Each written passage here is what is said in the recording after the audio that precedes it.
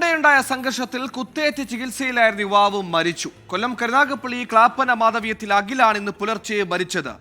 നെഞ്ചിലും തുടയിലും ആഴത്തിലുള്ള മുറിവ് അഖിലിനേറ്റിരുന്നു.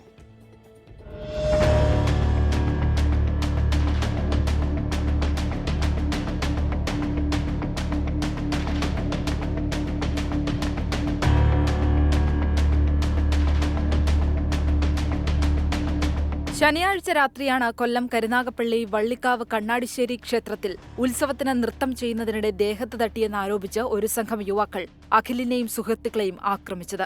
ബൈക്കിലെത്തിയ പ്രതികളിൽ ഒരാളായ അനന്തുവാണ് കയ്യിൽ കരുതിയിരുന്ന കത്തി ഉപയോഗിച്ച് അഖിലിനെ കുത്തിയത്. നിലത്തു വീണ അഖിലിനെ അനന്തു നെഞ്ചിലും കാലുകളിലുമായി തുടരെ കുത്തിപ്പരിക്കേൽപ്പിച്ചിരുന്നു. തുടർന്ന് കുത്തേറ്റ് ഗുരുതരമായ പരിക്കുകളോടെ കൊല്ലത്തെ സ്വകാര്യ ആശുപത്രിയിൽ ചികിത്സയിലായിരുന്ന അഖിൽ ഇന്ന് പുലർച്ചെയാണ് മരിച്ചത്.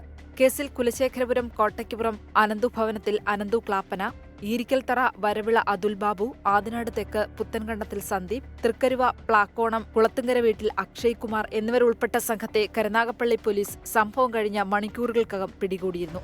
കേസിൽ പിടിയിലായ എല്ലാവരും 25 വയസ്സിൽ താഴെയുള്ളവരാണ്. പ്രതികൾ നിലവിൽ റിമാൻഡിലാണ്. 24 കൊല്ലം.